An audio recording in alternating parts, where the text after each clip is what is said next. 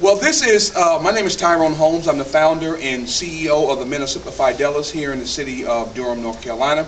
And you're about to witness our roundtable discussion.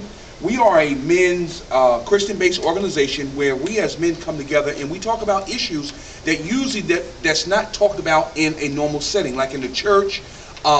We don't really address men issues, and men really don't talk about a whole lot of things. We talk about sports, we talk about women, we talk about cars, but we really never talk about the issues that really affect us as men and why we react the way we react when things happen to us as men. And sometimes we as men, when it comes to our girlfriends or our wives or mothers, they'll say, well, baby, tell me what's going on with you. Everything all right? Because see, the world has made us seem that we have to be strong, we're not supposed to cry, we're supposed to have everything together, but in reality, men really hurt. So we're getting ready to get into our roundtable discussion. We always start our roundtable discussion off with our 8 biblical principles that every man should walk in. We're going to start off with that, and then we're going to get right into our roundtable. And as we get back into that, I'll let you know what we're doing our roundtable on tonight, and that way you'll be more abreast on what we'll be talking about. And we invite your comments on YouTube. Send the comments to our Facebook or even our Twitter or our email account, which you can find along with our account on YouTube. So we're going to get into our 8 biblical principles tonight. We're going to start off with principle 1, the call. We are called to be involved in the ministry of reconciliation, but some have a special call to minister in diverse situations. Principle 2, commitments to relationships. Reconciliation is built upon the foundation of committed relationships. Principle 3, intention. Intention is a purposeful, positive, and planned activity that makes reconciliation easy. Principle 4, sincerity. Sincerity is the willingness to be vulnerable, including self-destruction of feelings, attitudes, difference in perceptions, with the goal of resolution and building trust. And principle 5, sensitivity. Sensitivity is the intentional acquisition of knowledge in order to relate empathetically to any diverse situation, person, place, or organization. And principle 6, sacrifice. Sacrifice is the willingness to relinquish an established status or position in order to facilitate diverse relationships. Principle 7, empowerment. Empowerment is the true forgiveness to create complete freedom in diverse relationships. And lastly, principle 8, interdependence. Interdependence recognizes differences but recognizes that each offers something that the other needs, resulting in equality in that relationship. All right. Simplify! Woo! All right. Well, we welcome you back. That was our 8 biblical principles that every man should walk in. We're getting ready to start our roundtable discussion, which we call here at MSF RTD.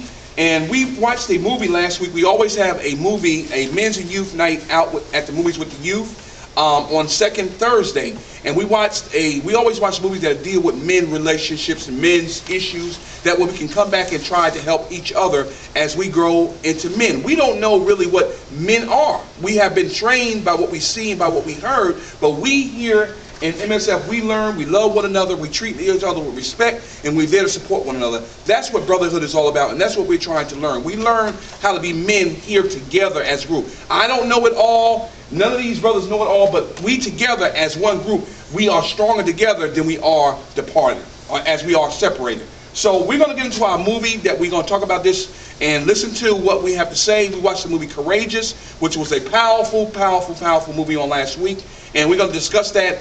And we hope that you enjoy our roundtable discussion. All right, brothers, on last week, how many enjoyed the movie? Let's start that way. All right, let's go around the table first and get your thoughts on the movie, what you felt it meant to you, and what you got out of that movie. Brother Antonio. Well, for me, the whole movie itself, it was like some of the things that I've been through in my life, and basically that's all. Yeah, okay. Brother Josh?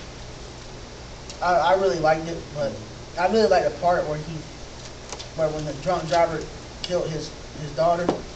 I like how the end when he came back and said, "We are courageous." That's right, absolutely. Because as a man, you got to be courageous to take on different challenges that life throws at you. You got to be courageous to accept and succeed in the challenge. Sure, absolutely. Brother Eddie. Yeah, Eddie Lee Carlisle Jr.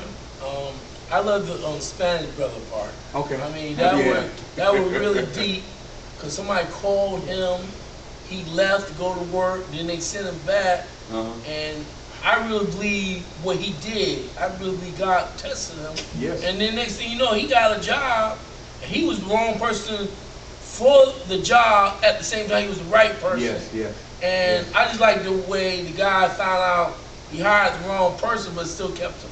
Sure. And I really thought that was God. Yeah. Powerful. Yeah, that was good. Brother Antoine, how did you feel about the movie last week? I love the movie, but I really can't put my finger on any particular thing in the movie because what moment in that picture touched you the most? Put it that way. Okay. Out of all what you've seen last week, what thing hit you the most in your heart? What really made you draw you into that movie?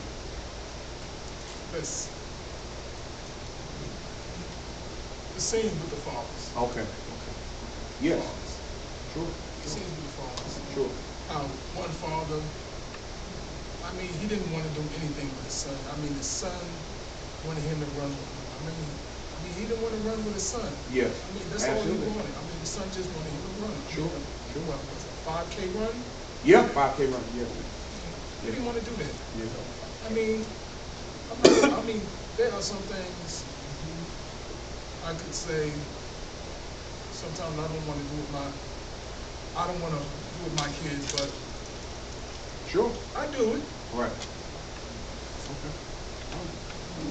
Brother E, we call him this brother Emmanuel. He's one of our brothers who stick close to us. I love that brother. You know I do, but every morning I always send him a message. He sends back a message to me. We have built a strong relationship over the last couple of years, and he's my brother, and he's a part of us. So we're glad to have him. Brother Victor, what did you get out of the movie last week, sir? I've learned more about how to be a better man, father. What I saw the black dude, the cop, where he training his daughter. Yeah. Yes. Or how men should treat. Yeah. Yeah, I do like that. Yeah. I like that. That was powerful. Okay, Brother Chabal. Part that got me was when my daughter got out of the truck. Oh, the dance. The dance. Yes. Her father was dancing with her. Yes. You can see in her facial expression that she was upset. Yes. Because she was trying to spend time with her father. Absolutely. Back with her father. Absolutely. And that brings to my childhood because I didn't have that feeling. Yeah. So I saw that facial expression and I touched me. Yeah. Al? All right, Brother Dwight. There's different points of view that I got from the movie, but what I received so far was like perseverance. Yes. That we as men have to observe a lot of things that life may bring that we don't expect. And another part is with the black officer that he was ready to sacrifice himself for his child. Most fathers don't do that. And the other one is commitment. What are the fathers committed to most? Like one of the brothers, he was more committed to his job than spending time with his family or making time for his son to know their life or keeping his marriage together.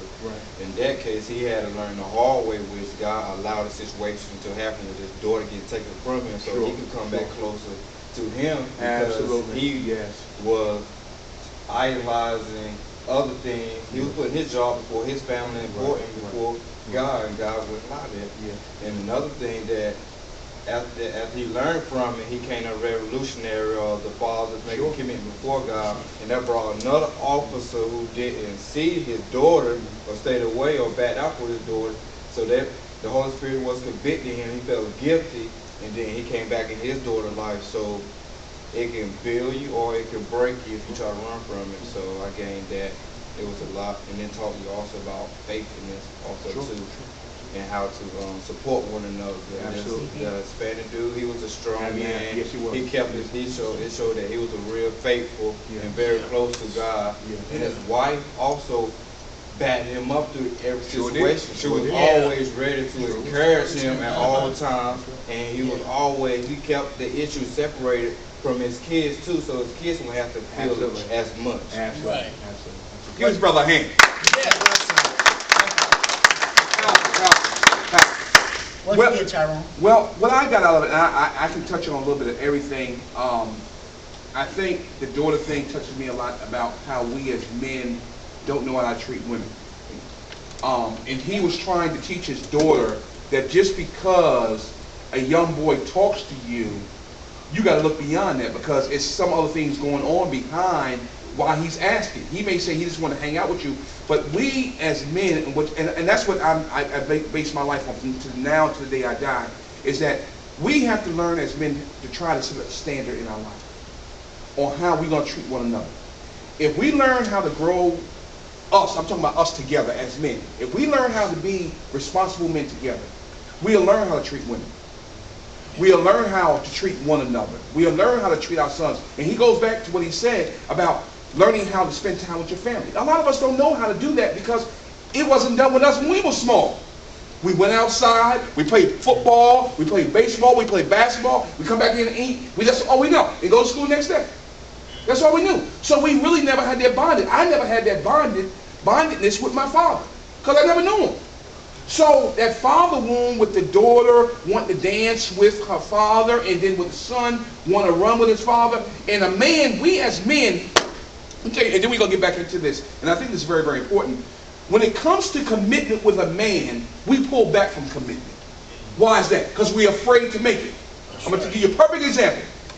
We'll do everything we can to get a woman, but once we get her, we go back to our old selves. Oh yeah, Right. we break on. We used to, That's true. yeah, we break on. We'll go back. Yeah, break on. That's right. We'll go back, we'll watch our sports, we want a newspaper. Honey, I'll do that later. That's right. You won't pay her no mind. Because see, a man's job is to conquer.